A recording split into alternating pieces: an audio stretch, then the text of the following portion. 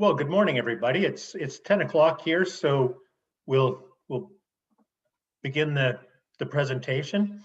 I'd like to welcome and thank our guest speaker today, Matt Ridley.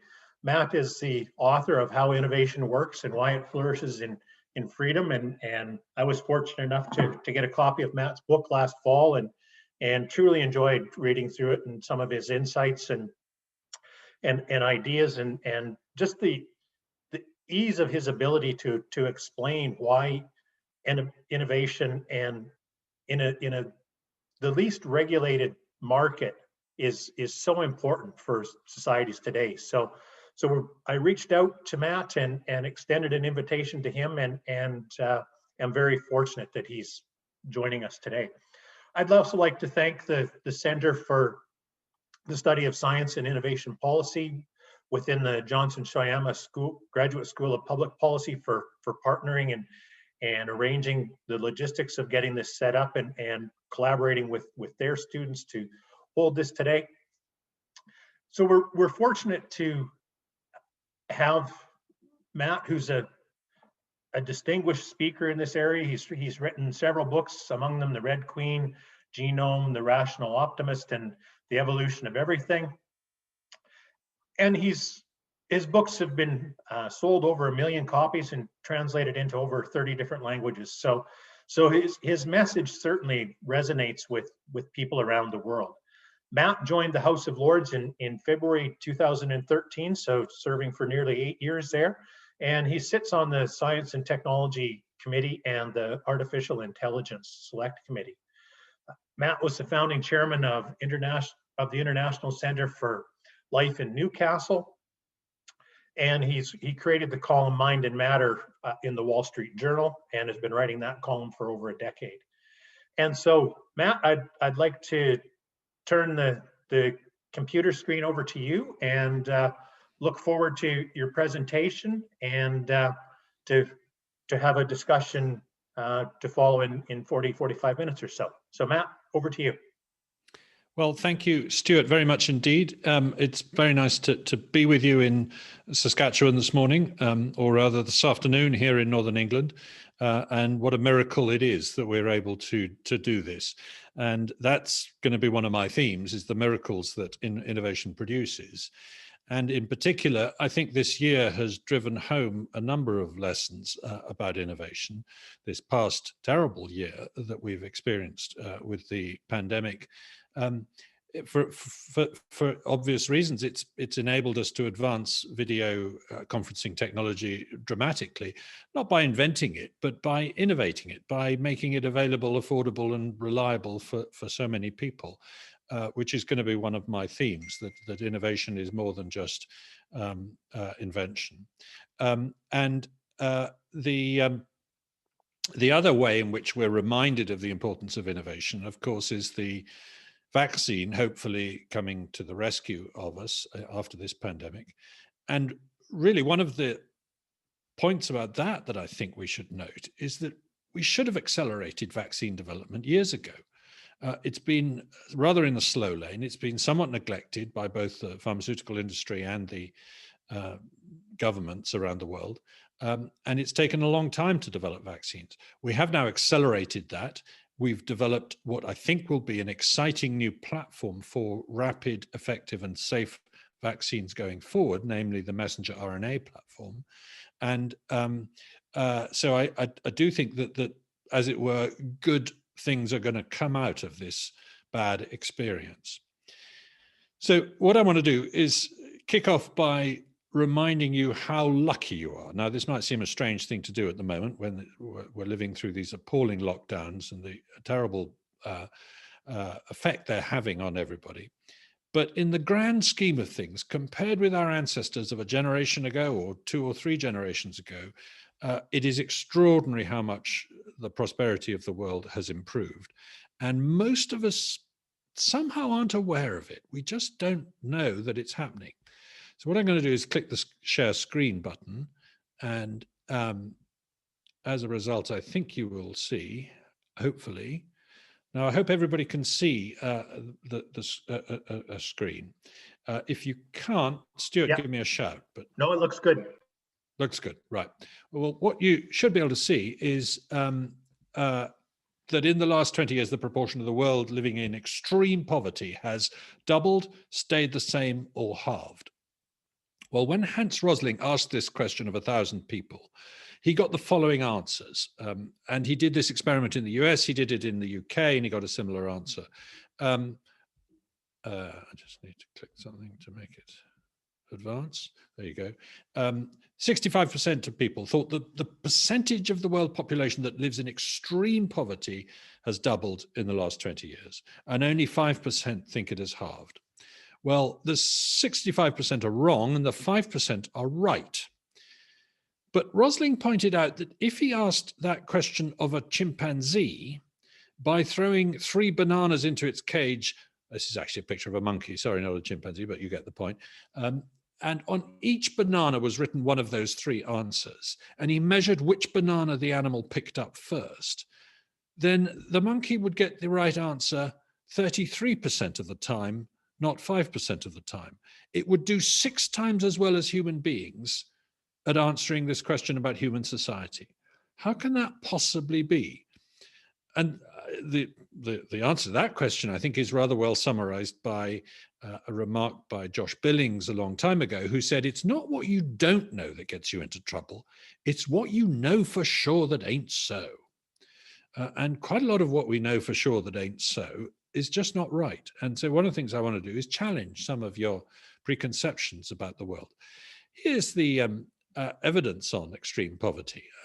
Remember, 40 years ago, we were told that humanity stands at a defining moment in history. This was after a great big international summit.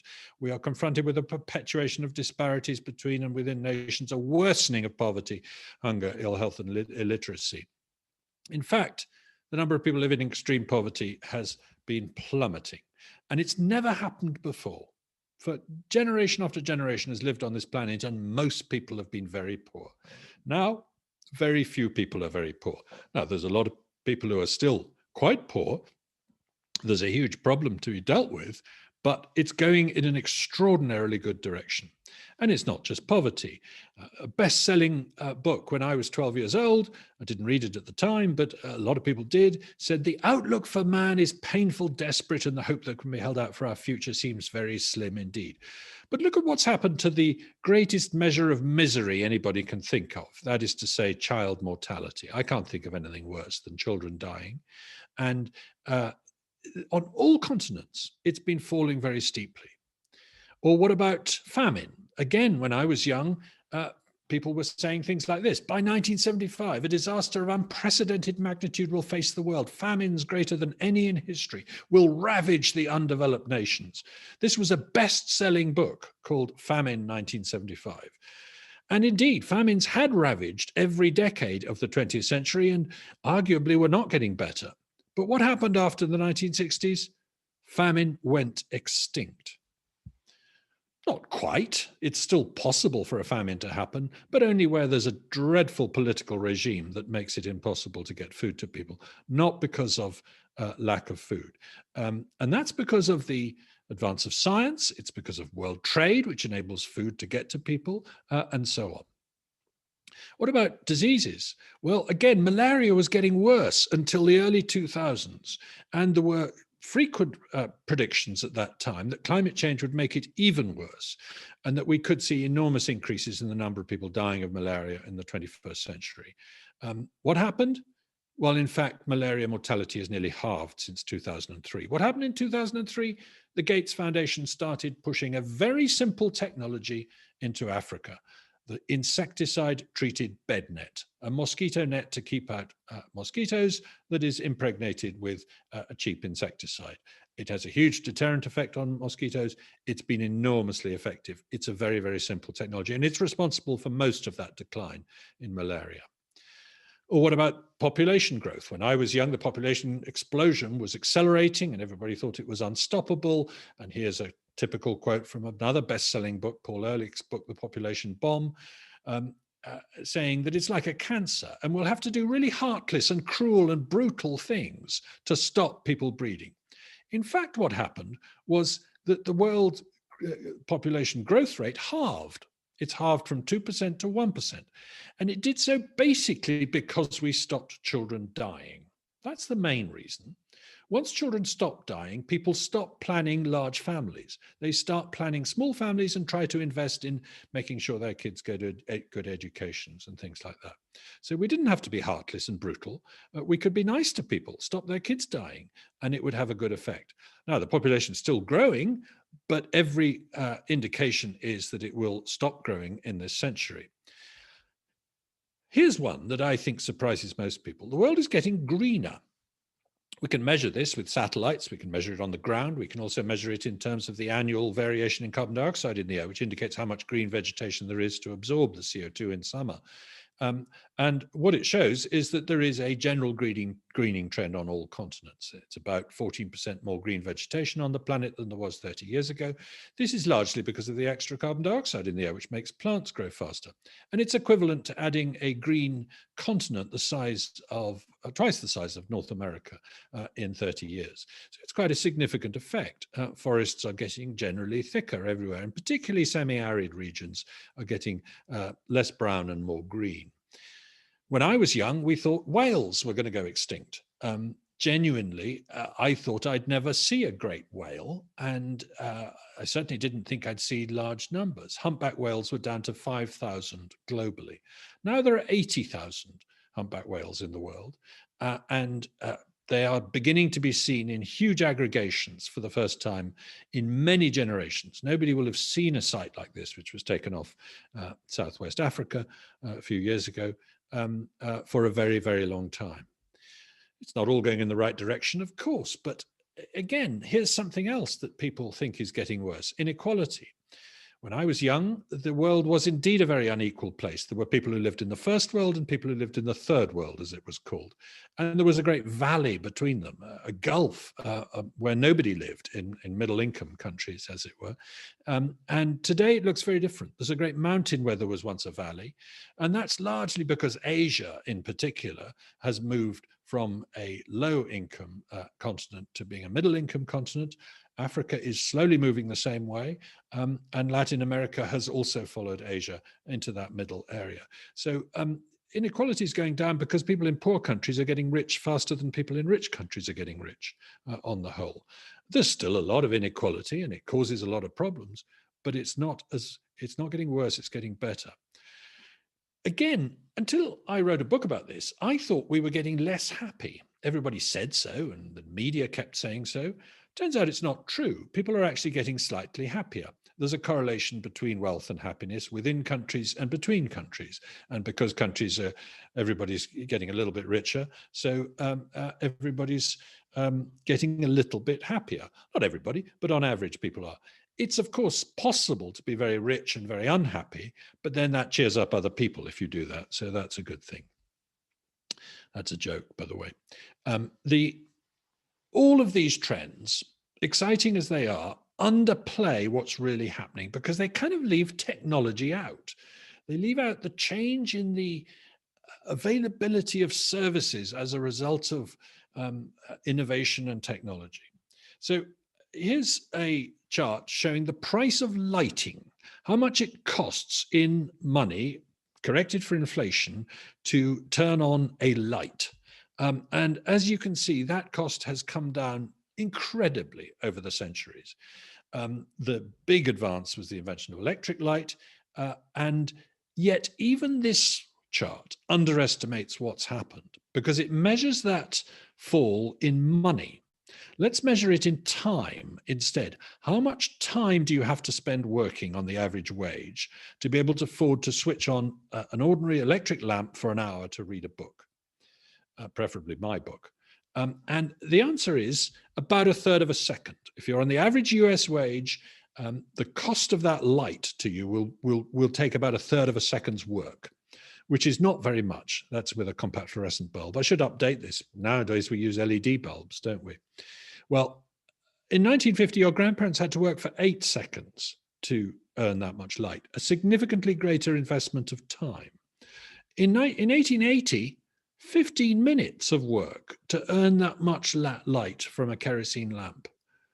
Suddenly, light is not just a is not just something cheap and easy to get hold of. It's a bit of a luxury.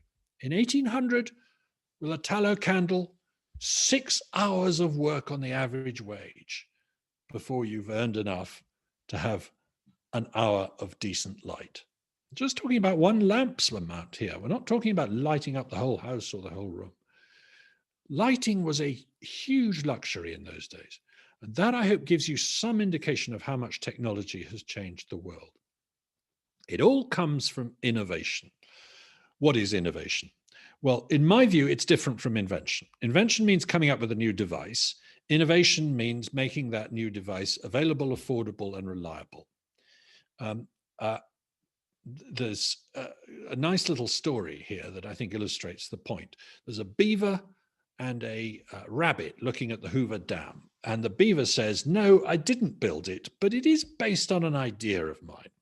Now, you'll often hear rather grumpy scientists saying, "I deserve credit for that. I invented it." And they're kind of leaving out the enormous amount of hard grind that has to go into turning an original idea into something that's reliable, affordable, and available. I mean, take the company Amazon, for example. Amazon has developed e-commerce very dramatically in the last few decades. It didn't invent it, but it did innovate it, I think, is the right way to think about it. It drove down the price, it made it reliable, it made it affordable, and so on. So part of my emphasis is not just on coming up with brand new ideas, but on making them available to people. And I think that's often underestimated as an important part of innovation. Innovation is often serendipitous. That is to say, it involves luck, it involves changes of direction. Stephanie Kwolek invented Kevlar. She was rather disappointed. She was trying to invent something else, and she found this incredibly strong fiber that turned out to be very good for making bulletproof vests and things like that. Art Fry at 3M in Minneapolis invented the Post-it note. He was trying to invent a strong glue for paper. He came up with a weak glue for paper that didn't last. That didn't hold the paper for, you could pull it off easily. He thought that was a failure. And then he was going to choir practice and he thought, hang on, this would be quite useful for keeping my place in the hymn book. And the Post-it note was born. Innovation is more gradual than we tend to think. We talk about disruptive innovation all the time. We talk about revolutions in technologies, one technology displacing another, and so on. But when you look at it, it's always more gradual, more incremental. Either there was a long period we've forgotten about before the innovation became widespread, or there was quite a long period after, or both, in which it continued to improve. So if you think about computing, we think of the invention of the transistor and the integrated circuit as being revolutions in the history of technology that utterly changed the world. But actually, the first transistor was not much cheaper or better than the last vacuum tube. And so on, all the way back for 100 years. This is essentially a graph of Moore's law, the incremental, steady improvement in computing over more than a century. It's a revolution, sure, but it's a revolution that came about through an evolution, I would argue. Talking of evolution, technology has family trees just the way animals and plants do. You can trace descent with modification. Look at the way the mobile phone has evolved. First of all, it got smaller. Now it's got bigger again. Nobody saw that coming. It's an interesting development. But you can see how each is a modified version of the previous technology. And there's another sense in which innovation is an evolutionary phenomenon, and that is that it involves natural selection. When you get in an airplane, you probably hope and expect that it has been intelligently designed by an intelligent designer. But actually, when you think about it, all that he did was take a previous design of airplane and slightly change it, and so on, all the way back to the Wright brothers.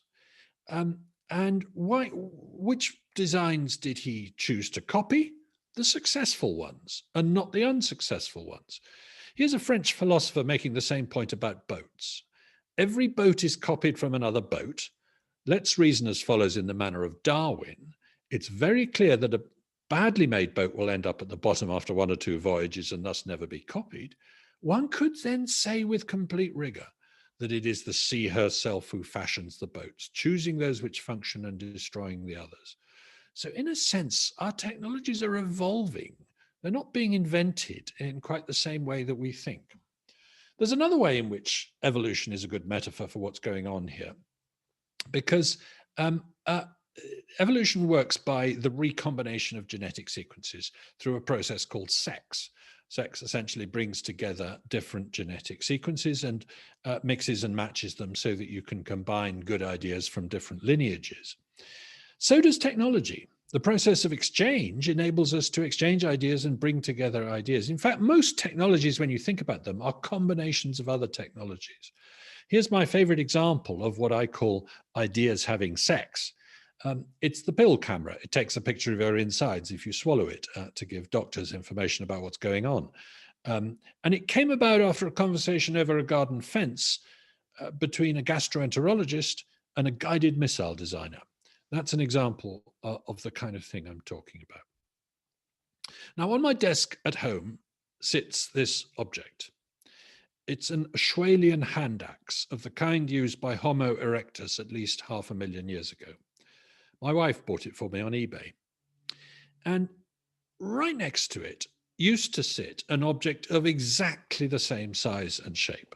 And when I suddenly noticed the similarity between these two objects, it's not a fake photograph. All I've done is remove the logo from the mouse. When I first noticed this, it sent a shiver down my spine, because here's 500,000 years separating one human being from another, and we've got two devices clearly designed to fit the human hand. But then I began thinking about the differences between them. And I realized that although the object on the left is made from a single substance and was probably made by the person who used it, the object on the right is made of lots of different substances. And I didn't make it. It was made for me by other people. And indeed, it embodies not just different substances, but different ideas. The idea of computing, the idea of the mouse, the idea of silicon, the idea of plastic. These are ideas that occurred to different people at different times and different places and came together in a technology. And I think that's a really interesting way of looking at how technology develops and works in our modern world. The human habit of exchange, swapping one thing from another, is, I think, the driving force behind why we experience innovation in a way that other species don't. I've got more than I need of this. You've got more than you need of that. Let's do a deal. It's an ingrained human habit. It all over the world, and wherever you go, even hunter-gatherer societies that have not been contacted by outsiders know about trade and exchange. It's deeply ingrained in human beings and not in other species. As Adam Smith put it, no man ever saw a dog make fair and deliberate exchange of a bone with another dog.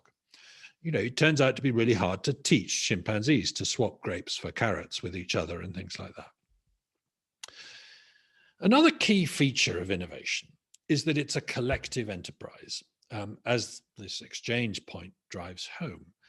It's a team sport. It's not an individual pursuit. To drive this point home, I want to tell a story about the invention of the aeroplane. Here's a picture taken in December 1903 near Washington, D.C. In America, of the first attempt to get a powered airplane into the air. As you can probably see, it's not really going in the right direction. In fact, it hit the water about 20 yards from the boat it took off from the roof of. And the guy in charge of the design, he wasn't sitting in the pilot's seat, that was someone else, but the guy in charge of the design, called Samuel Langley, was a brilliant man, an astronomer, the head of the Smithsonian Institution. He'd got an enormous grant from the US government to build this thing, because he said he knew how to do it. And he'd gone off in secret and done all his designs and calculations in secret. He talked to nobody. He didn't want anyone to know what he was up to. And then he launched it off the top of the boat and it fell straight into the water. 10 days later, on an island off the coast of North Carolina, two humble bicycle mechanics from Dayton, Ohio, without a degree between them, succeeded where Langley had failed. And what they'd done differently was that they'd done a huge amount of trial and error. They had picked the brains of other people all around the world. In particular, they'd got crucial ideas from a guy in Australia called, I've suddenly forgotten his name. Anyway, I shall remember it in due course. And so they were part of a network of people who were thinking about flight, and they were all doing experiments, and they were drawing upon each other's ideas. The Wright brothers realized that innovation is a team sport, not an individual pursuit. And there's a beautiful essay, which I urge you to read. It's very short. It's written in 1958 by Leonard Read. It's called I, Pencil. And I think it tells us an enormous amount about the world. It's written by a pencil. The pencil is trying to find out how it came into existence. It says, I want to know, where do I come from? How am I made? Who makes me? And it researches the topic and comes back with the answer that actually there are an enormous number of people involved in making it. Because obviously there's wood on the outside. The wood has to come from a tree. Somebody has to cut down the tree. The person cutting down the tree has to use a saw. Somebody has to make the saw. The person making the saw needs to be fed. So somebody has to grow him food, and so on and so forth. The deeper you go, the more strands come together in the making of a pencil. And the weird thing is that among these millions of people involved in making him, the pencil discovers that there isn't a single one who knows how to make a pencil. None of them do, because the person working in the pencil factory doesn't know how to cut down a tree, and so on. And actually, the knowledge of how to make a simple object like this doesn't exist inside a human head. It exists between human heads. It exists in a sort of cloud, and it has done for tens of hundreds, perhaps thousands of years, which is a curious way to look at the world. But I think it's very insightful. I think that is what human beings do. They create a sort of collective intelligence for solving the problems of the world. So this is very much a sort of collectivist view of the world, if you like, but a free one, not an enforced one. Now, I mentioned trial and error. And again, if you interview innovators or read their biographies and autobiographies, they constantly talk about trial and error. Thomas Edison said, I've not failed, I've just found 10,000 ways that don't work. And he tried 6,000 different types of plant material before he settled on a particular type of Japanese bamboo for the filament of his light bulb. Now, that's a lot of experiments. And almost all of us would have said after the 3,000th plant, well, this is good enough. But not Edison. He drove his colleagues mad with his insistence on more and more trials, more experiments. And he had a factory, the output of which was innovations. That's what he did. He called them inventions. The word innovation wasn't really used in those days, but I think he was more of an innovator than an inventor, more of a person who turned ideas into reliable and affordable things. Because he didn't actually invent the light bulb any more than he developed it, really. Or rather, he was one of 21 different people who can lay claim to have invented the light bulb at around the same time. That's pretty weird, isn't it? I mean, how come people are suddenly having this idea at the same time, this emblematic idea of the light bulb? Well, it's not because some deity reached down from the clouds and implanted the idea of light bulbs in human heads in the 1870s. It's because the idea was ripe.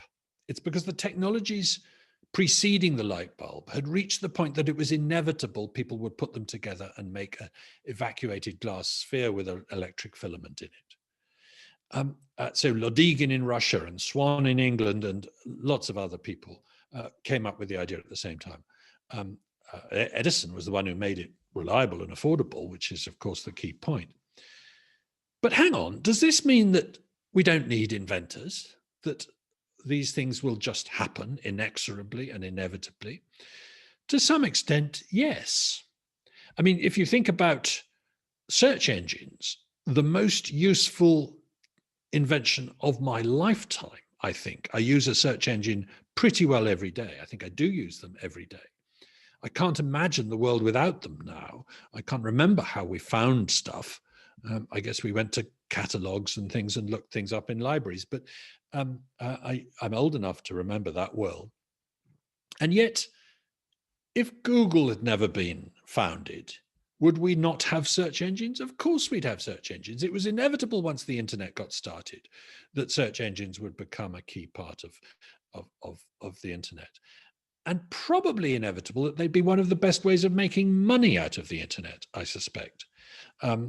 But let's imagine a world in which Larry Page doesn't meet Sergey Brin and they don't found Google. Of course, we still have the internet. So in that sense, they're dispensable. We can do without these great inventors because someone else will do the job for us. So why do we reward them so well? That's a different question. But here's an interesting feature. Go back to the late 1980s and read what people are writing about computer networks, about this emerging idea of an internet, and see if you can find any of them writing about the importance of search, about how search is going to be one of the big ways of making money out of the internet, one of the most frequent ways of using the internet, one of the great portals to the internet. Indeed, the people who invented search engines didn't even realize that's what they were doing. Sergey Brin and Larry Page thought they were cataloging the internet. It only slowly dawned on them that what they were doing. And then it only slowly dawned on them after that they could make money out of search engines through advertising. So there's a strange asymmetry about innovation. It's fantastically obvious in retrospect that it's bound to happen. It couldn't have happened any other way. Not in every case, but in lots of cases. And yet, looking forwards, we can't see it coming. In fact, we find technology and innovation generally extraordinarily difficult to forecast. And almost nobody's any good at it. So let me just show you what I mean. Here's the 20th century. And here's some of the inventions that happened in it in two particular fields. One is transport and the other is information technology. In the first half of the 20th century, there were the first cars, the first planes, the first helicopters, the first missiles, an incredible ferment of innovation in transport. But there was pretty well no significant innovations in information technology. Not quite true, but we had the telephone before 1900 and we had the telephone in 1950, and it wasn't much different. So by the time we got to 1950, we thought the future was going to be all about transport. We thought it was going to be personal jetpacks, routine space travel, supersonic airliners, all that kind of stuff. Instead of which, we had hardly any innovation in transport in the second half of the 20th century. I mean, we were flying 747s for more than 50 years, whereas we had incredible innovations in information technology. And nobody saw that coming. Nobody saw that switch.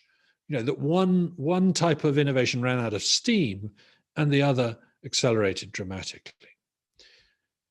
Here's a cartoon from the year I was born about what the world of 2000 will look like. And the world of 2000 was going to involve an old-fashioned mailman delivering old-fashioned letters to an old-fashioned lady, but wearing a rocket on his back to get from house to house. So it didn't happen like that. We didn't get the rocket, but we did get email.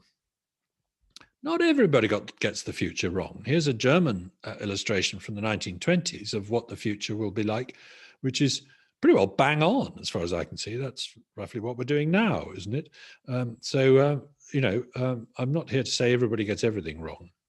But here are some very, very clever people saying some very, very stupid things about the future to rub home the point that we're not very good at foreseeing technological change. Ernest Rutherford, the man who split the atom, says anyone who expects a source of power from the transformation of the atom is talking moonshine, just 12 years before Hiroshima. Ken Olsen, the chairman of the company that made the most successful and smallest computers of the 1970s, the mini computers, says in 1977, there's no reason anyone would want a computer in their home. Paul Krugman, the Nobel Prize-winning economist in 1998, says by 2005 or so, it'll become clear that the internet's impact on the economy will have been no greater than the fax machines. Do any of you know what a fax machine is? And here's Steve Ballmer, the chief executive of Microsoft in 2007, saying, there's no chance the iPhone's going to get significant market share. No chance. Poor chaps. I shouldn't really pick on them for making these remarks because they did say some other things that were much cleverer.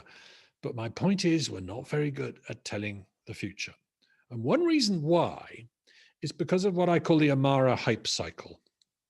Roy Amara was a computer scientist and futurologist in the 1960s in California. And he made a very intelligent remark about the future. He said, we underestimate the impact of new technologies in the long run, but we overestimate them in the short run. For the first 15 years after something's been invented, we expect it to have more of an effect than it does. But after that, we're blown away by what it can achieve. So instead of being a sort of linear development, the adoption of a new technology, it's much more like an S-shaped curve. So if you think about the internet, I think it's safe to say that the internet is no longer very disappointing. It's achieving rather more than we ever expected, certainly more than Paul Krugman expected. Genomics, when the human genome was first sequenced in 2000, Bill Clinton from the White House said this is going to lead to rapid cures for cancer and everything else. Didn't really happen. But now I think particularly with things like the messenger RNA vaccines we're seeing and so on, I think genomics is about to startle us with its extraordinary capabilities. Modern AI of the kind that will give us driverless cars and things like that, yeah, but I think it's still got some disappointing to do. I don't think it's going to be as exciting in the short run as we think, but it'll get there in the long run. And as for blockchain and cryptocurrencies and things like that, well, I think they've still got quite a lot of disappointing to do before they do indeed change the world, which they might. This is not to write them off forever. Now, one important feature that I think we often misunderstand is that we think that technology comes from science. And sometimes it does. But quite often science comes from technology as well. That one is the seed and the other is the fruit. But which is which? It's often both. One of the most exciting developments of the last 10 years has been CRISPR, the gene editing technology that enables us to make precise edits of genomes. And this is mainly a story from universities. The Nobel Prize has just been won by Emile Charpentier and Jennifer Doudna. And it's a big argument over patents between Berkeley and MIT as to who deserves the patent and so on. So it looks like a purely academic scientific discovery. But actually, who really put this idea on the map and discovered the mechanism behind it? Philippe Horvath, working for a yogurt company in France. The yogurt industry was trying to understand how bacteria fight off viruses, and it got interested in some weird sequences in bacterial genomes and discovered that they were effectively libraries of viral genomes designed to help the bacteria recognize and chop up viral DNA when it got into the cell. And this turned out to be a tool that could be repurposed for chopping up DNA in very precise ways in other organisms too. So here it's the science was done in industry really as a sort of problem of solving technology, and the technology was done in academia as a problem solving science.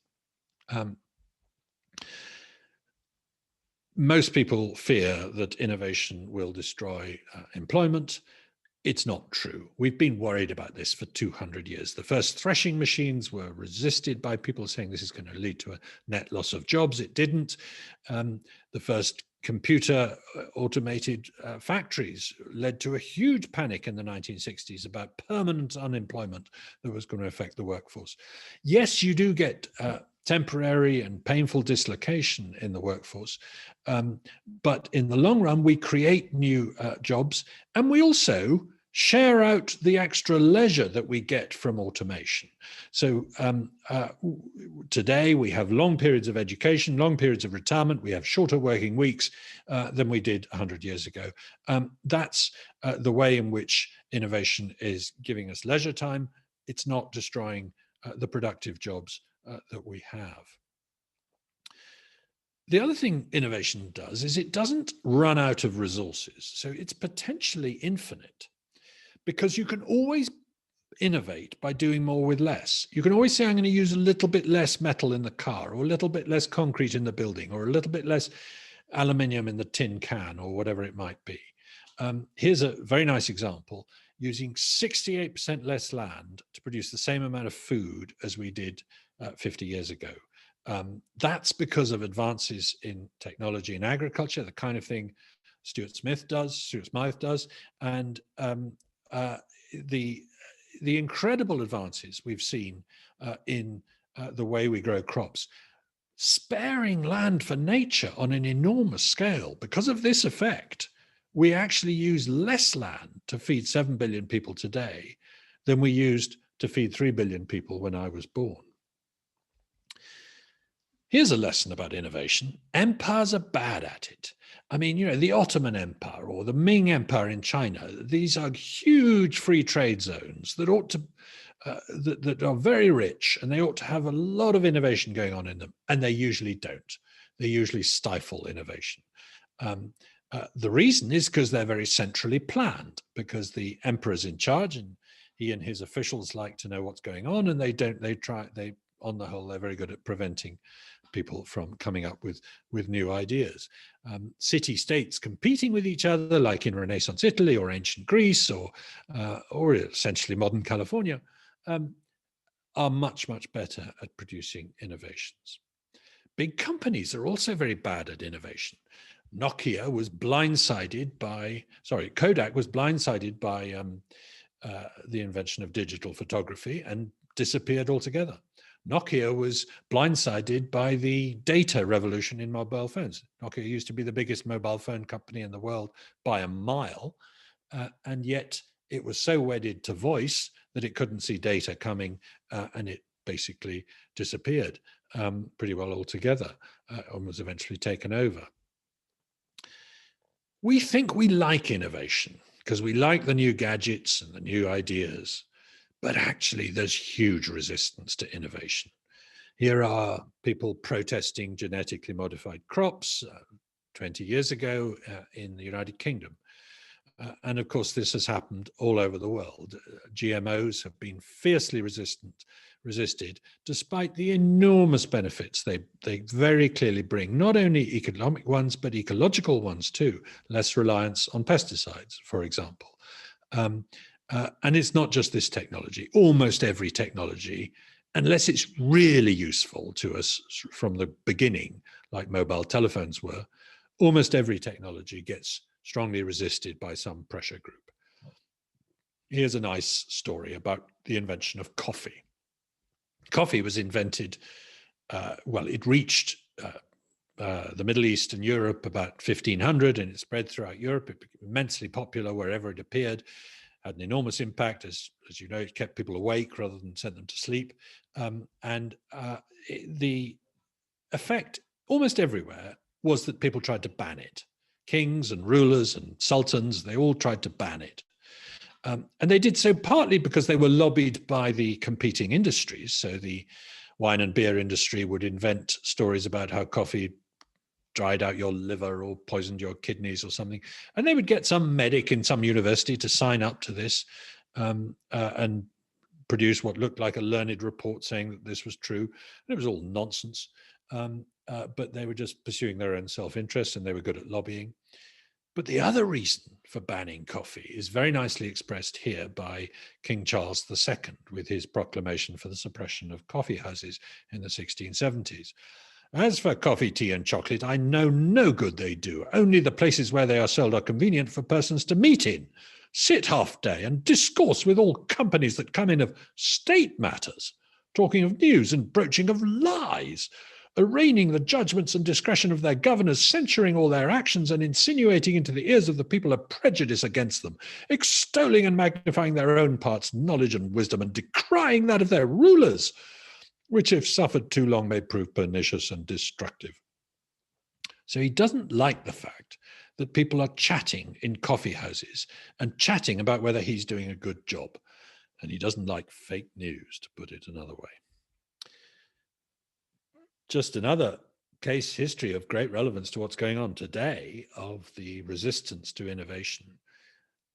Inoculation, we won't call it vaccination because it was before the actual technique of vaccination, but the first idea of inoculating people against diseases was brought to Britain and the rest of Europe by a rather remarkable woman called Lady Mary Wortley Montagu, who had seen it being done in Constantinople and recommended it and persuaded the Prince of Wales to do it to his children and so on. And she was immensely unpopular.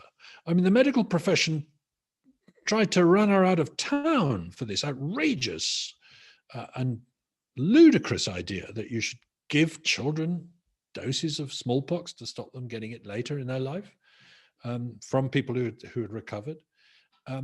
Likewise, in North America, inoculation first began in the early 1700s when a slave who worked for a preacher called Cotton Mather in Boston said, you know what, back in Africa, we deliberately give kids a small dose of smallpox from someone who's survived, and it protects them.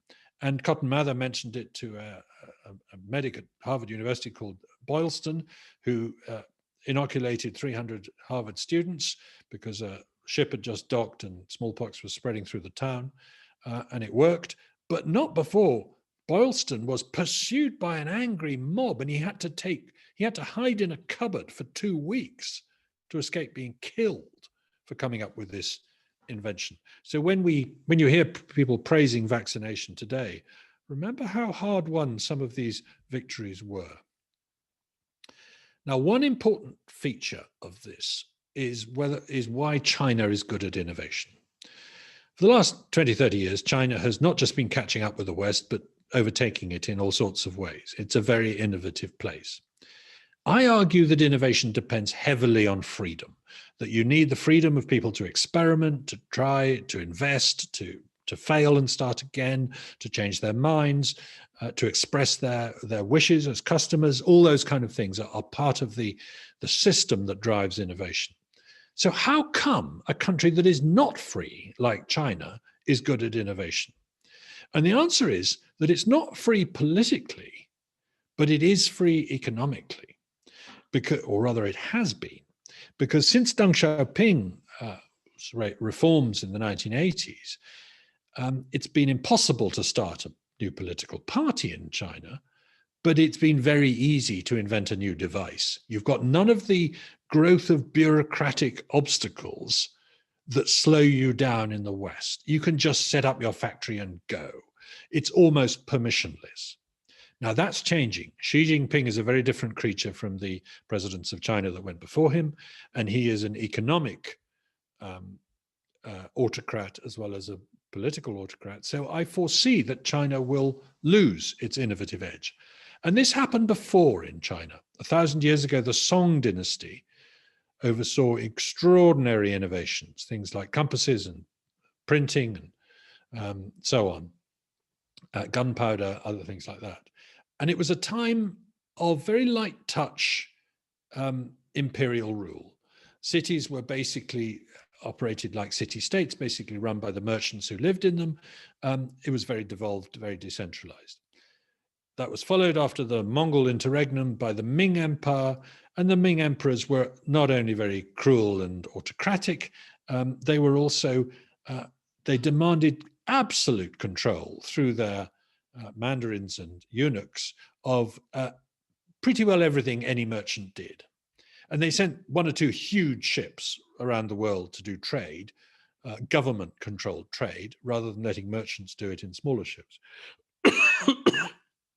And every merchant had to report once a month as to how much stock he had in his warehouse and that kind of thing. That killed the golden goose.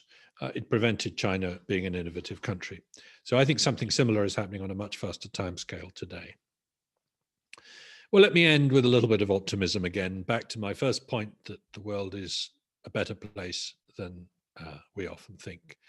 This is real world average GDP per capita since 1600, corrected for inflation. It's an extraordinary period that we're alive in. No generation has ever seen anything like this before. And yet, throughout that period, we've been pessimistic about whether it could continue. Almost every generation has seen a best-selling book saying the future's utterly disastrous. Here's an example from the 1830s. Thomas Babington Macaulay, Lord Macaulay, writing, "We cannot absolutely prove that those are in error who say society has reached a turning point, that we have seen our best days, but so said all who came before us, and with just as much apparent reason. On what principle is it that with nothing but improvement behind us, we are to expect nothing but deterioration before us?" Thank you very much indeed. Thank you very much, Matt. That was a very interesting and informative presentation.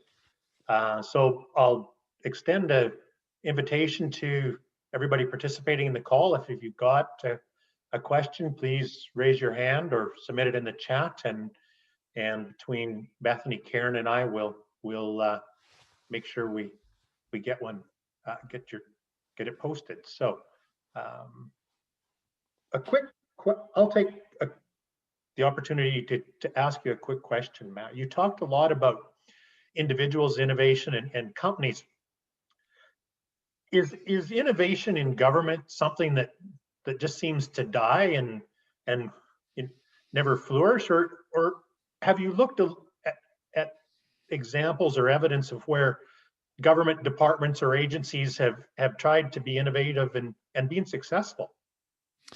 Well, there's no doubt that, of course, government can innovate. It does. I mean, it was government that essentially invented the atomic bomb. That's not a particularly good, reassuring example, if you like. And arguably, government invented the internet. DARPA, the ARPANET became the core of the internet. And there's a big argument that a lot of the technologies that go into things like GPS start out as government projects. And that's partly, there's a lot of truth in that, but it's partly making the mistake of crediting the beaver with the Hoover Dam. I think, that the huge amount of development that has to go into something often doesn't happen within government. And one of the reasons one of the ways you can see this is how little government itself changes.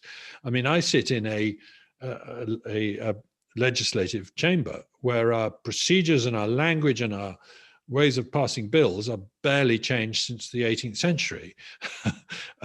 So government, and to the extent that there is modern stuff in there that we're, reading our speech from an iPad or something like that, it's with stuff that's come in from the private sector rather than the other way around. So government does want to play a large part in innovation. It often does, but an awful lot of people tend to exaggerate the role that it plays, in my view. Okay, so there's a question that sort of follows on to that. It says that from Sean Halter, the level of government involvement in the economy in terms of regulation and spending has grown considerably, over the last 100 years since the end of World War I. What kind of impact do you think that both the innovation and has that had on innovation and our quality of life? Well, clearly our quality of life has improved dramatically since World War I. So you can, and that is, as you say, coincided with a period when government has spent much more of our money and been very much more involved in everything. But whether government can take the credit for that, I rather doubt. I think the credit mostly goes to the innovations that I've been talking about. For me, I like government supporting science and research in general, if only because if they're going to take 40% of our money off us, I would like some of it to find its way back into innovation rather than go on, I don't know, waging war or something else. So in that sense, I'm all for supporting research and development through government. But I have to say, and I write about this in my book, the evidence that it's government spending on research and development that drives economic growth is quite poor. Countries like Japan are sometimes held up as, the government had a plan after the Second World War and it resulted in great success. Actually, no. in Japan, the vast majority of R&D was spent in the private sector during its period of rapid growth. America and Britain were probably the two most successful nations in the late 19th and the first half of the 20th century in terms of science and technology. Neither of them spent a penny on innovation through government at the time. Well, not much anyway, apart from supporting Mr. Langley.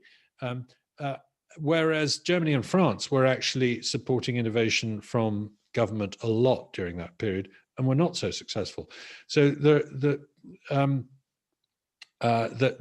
yeah, I've made the point. Okay. So to continue a bit in that line, military spending has been high on, you can go back to ancient Roman Greece, that's a high spending area. How much would you say that government innovation has, or innovation in general, has been driven by military spending? And as you know, will that change over the next 20 or 30 years in your perspective? Well, there's no doubt that the military does come up with innovations that feed their way into civilian life. Again, I mentioned GPS, although I suspect that would have happened anyway. But actually, the idea that the Second World War accelerated antibiotics, computing, and radar and things like that, it doesn't, or jet engines, for example, doesn't really bear out. It's true that those technologies developed rapidly during the 1940s, but actually they were already invented in the 1930s, and to some extent, the outbreak of war slowed things down. I mean, the development of antibiotics, literally, it was just September 1939 when war broke out that Florey and Chain were starting to work on the development of penicillin, and their grant which they'd applied for was halved because of the war. Now, eventually it did get going. Likewise, computing. There is some incredible stuff happening around 1937. A lot of key people, Turing and others, were putting together a lot of the ideas that ended up being the core of computing, including one very brilliant German guy. And all of these ended up being isolated. Obviously, the German didn't communicate with the Americans, but even the American teams didn't communicate with the other American teams because everything was then secret. And so you had a lot of nascent computing technologies being used to calculate the trajectory of artillery shells and things like that, which is kind of boring. And which the Philadelphia project and the Boston project, one was very good on programmableness and the other was very good on being electronic. But the two didn't come together until after the war ended. So I'm inclined to give the military less credit than it often gets. It's true that a lot of military spending at Stanford post-war did help the development of things like computing. So I mustn't be too dogmatic about this, but there you go. Thank you. So Lorenzo's got a question, and I'll build on it a little bit, but so, most governments around the world are concerned about how do we have economic recovery in a post-COVID economy, and what do you see as the role for regulators to maybe ease some of the regulatory burden? Would just easing regulations facilitate innovations? Well, for me, it's not so much getting rid of regulations as speeding up the decisions of regulators. I think that's the lesson we should learn from this pandemic. The British medicines regulator, the MHRA, had been for some time wanting to do some of its work in parallel rather than in sequence. And it got the chance to do that with the first vaccines, and it beat the European Medicines Agency to approving the first two vaccines by some distance. And we got vaccinating in the UK long before France and Germany, to their current fury. They're very cross about it at the moment. That's a good example of speedy decision-making being key. I often say it's not that regulators say no, it's that they take an age to say yes. The blight-resistant potato invented by BASF in Germany took 8 years to get approval, by the end of which the company had got bored and said, to hell with this, we're off to America. If you don't want it, you can't have it. So for me, that's the crucial lesson. I was in a session recently addressed by the head of infectious diseases at the Gates Foundation. And he said, one of the things that's changed as a result of the pandemic is that when we call up the FDA in America or the EMA in Europe, they return our call straight away now. Whereas a year ago, they would say, I'm sorry, we can't fit in a meeting with you about your new vaccine for 3 months, not even a meeting. And that, for me, is the great lesson. We've got to speed up decision-making by government about technologies. Because here's a case in point, or rather a hypothetical example. Imagine a brilliant guy who's deciding whether to invent a new video game or a new medical device.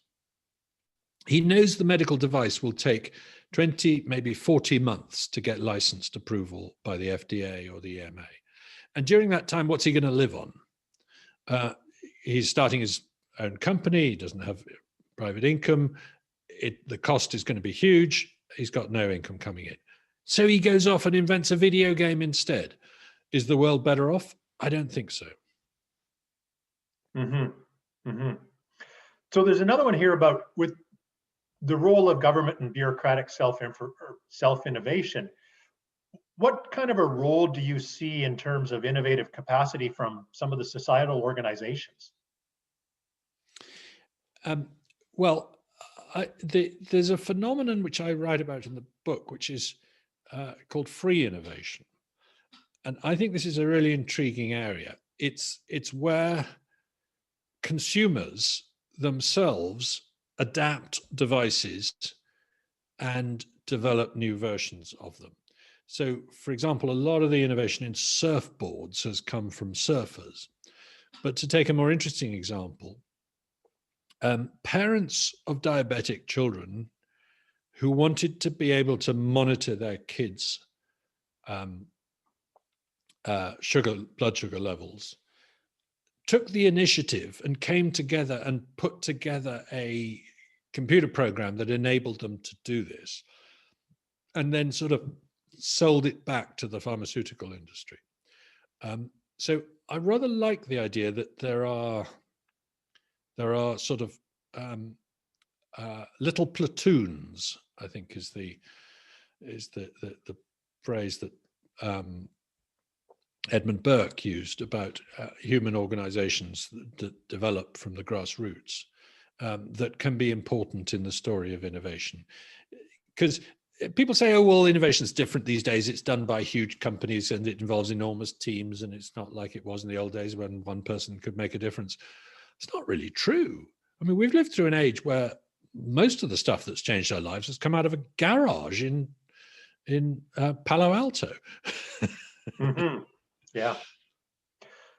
So there's a question here that builds on a comment you had made in your presentation, talking about, how much of innovation now is sort of designed virtually. Do you think that decline in sort of the hands-on experience, might that slow the rate of innovation down? I don't think so. I think an awful lot of innovation takes place in digital bits rather than real atoms. Our generation plays with software in a way that our grandparents' generation played with car engines or crystal radio sets or something like that. And I think there is a case to be made, and Peter Thiel has made this case, that we've had plenty of digital innovation, but not enough real innovation in the last generation. As Peter Thiel put it, we wanted flying cars and we got 140 characters. I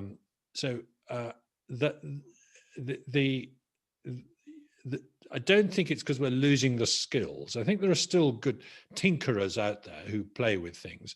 It's true you don't get the chance to play with a car engine the way you did 50 years ago because it's also electronic, and the manufacturers made it so difficult for you to play with it that there's not much point.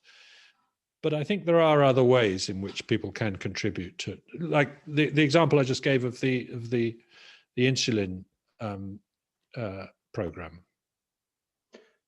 So here's a question that comes into what we've sort of been living for the last year, and it asks, how resilient is innovation? So with the pandemic and the increase in government powers and spending, do you see that as concerning for the sort of innovation from an industrial perspective? I am a little concerned, yes. I think if we come out of this pandemic thinking that government has to run everything, we're all going to be like Ming China, then a bit like the Soviet Union, we'll wake up and discover that we've got no washing machines or no cars, or no new ones.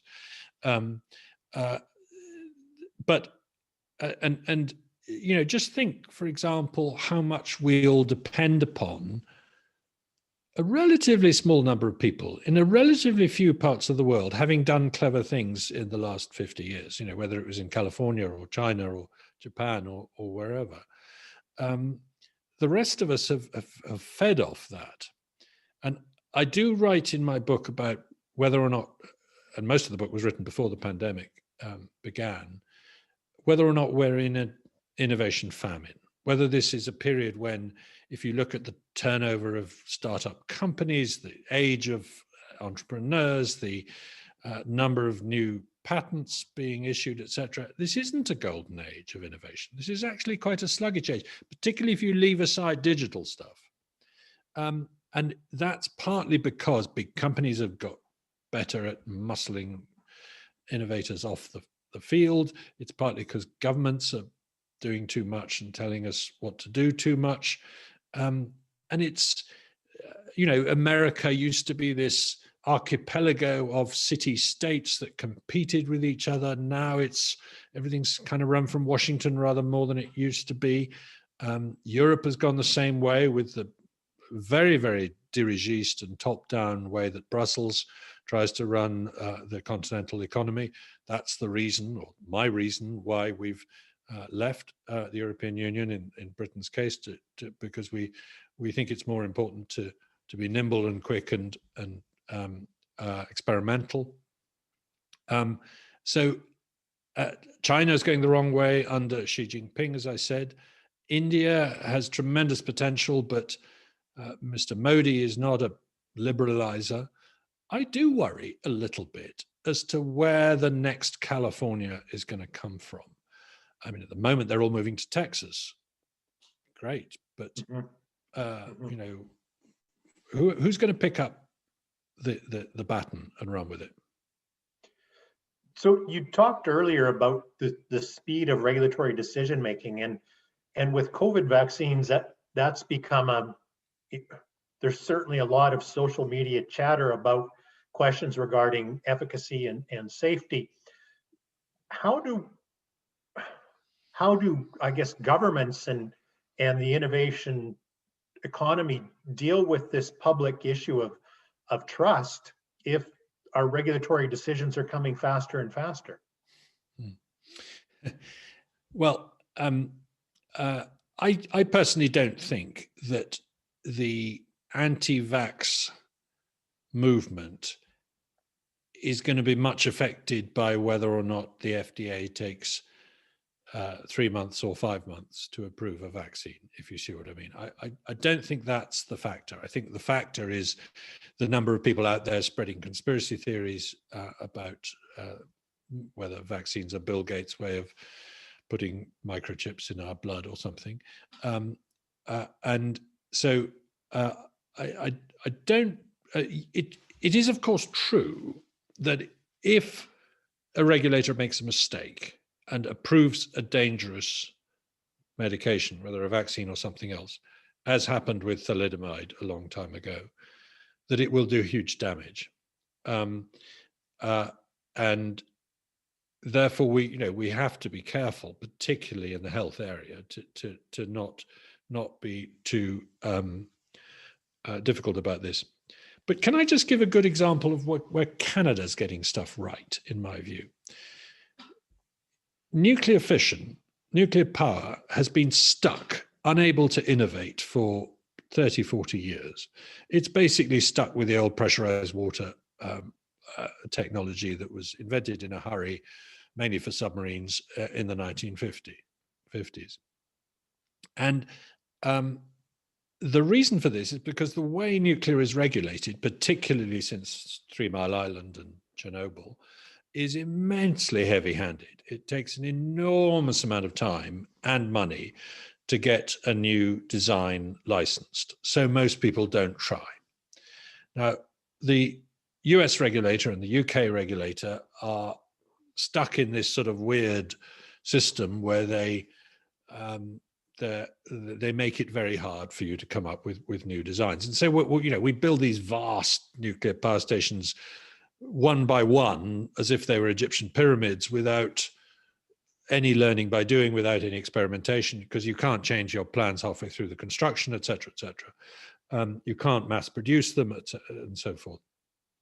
The Canadians have said, no, this is wrong. And the Canadian regulator is saying, we want to see new designs for things like molten salt reactors. We want to see small modular reactors that can be mass produced. And we will regulate them in a more nimble, more effective way, but be just as safe. And that has resulted in a bit of a gold rush. There's about 10 companies now that have basically moved to Canada to do this from the UK, the US, and elsewhere. And I suspect it's going to pay interesting dividends in the years ahead. And I'm trying to persuade our government that our nuclear regulator here should learn from that and go and talk to the Canadians and find out what they're doing right. So any help you can give me in that respect is welcome. A final question about intellectual property protection. So one of the challenges that certainly the information sector had was trying to protect their codes. They were looking at copyright and various ways of protecting it, and they found it. By the time they got copyright, the code was out of date because someone had written a better code. So they largely moved to an open source. I'd be curious, and this comes from Newell Everett as well, but curious as to your thoughts. Are there ways to innovate intellectual property protection that might speed up the pace of innovation? I'm very critical of our current intellectual property system in the book. I think it is more of a drag than a plus for innovation, to use Newell Everett's terminology in that question. And I think this is based on purely empirical evidence. If you look at whether patents, whether the tightening of the tightening of patents or the loosening of patents leads to more innovation, likewise with copyright, you see no evidence that making it easier to get patents or making them more restrictive or making them last longer tends to result in more innovation. It really doesn't. And that digital industry example you gave is a very good one, where an industry was basically forced by the pace of change to ignore intellectual property, not to rely on it, not to fall back on it. The same thing has happened, by the way, to the music industry, which relied on copyright for, you make a few albums, then you sit back and let the money pour in your private island somewhere. And then suddenly along comes streaming and it doesn't work anymore, and you have to go out on the road and play gigs again. Does that result in fewer musicians? No, it's just as many musicians. I get, when I die, the copyright on my books will last for 70 years after my death. That's because Britain was lobbied by America to fall in line and pass the same rule as they had brought in America about 6 or 7 years ago. Why did they do that? Because the Disney Corporation was worried about losing revenue from Mickey Mouse, and it wanted to extend copyright for even longer after the death of Walt Disney. And that's outrageous. I mean, why should my grandchildren make money out of my books? Let them bloody well get a job. Exactly. Well, and there's been discussion for artistic works and again, driven by Disney to extend that for life plus 120 years Oh for no. artistic creation. And what a tiny snatch of a song, can be copyrighted and so on. Now, yes, you can make a case in the case of drugs that you need some kind of reward for the incredible expense of getting through safety trial, clinical trials, and so on. But frankly, there's another way of doing this. We can do it with prizes. You can say, look, if you the Gates Foundation did this. They said if someone can invent a vaccine against pneumococcus, we will give you a prize. And the prize will not come in the form of cash. It'll come in the form of an advance market commitment. We'll buy them off you and distribute them to the poor people in developing countries. And that worked really well.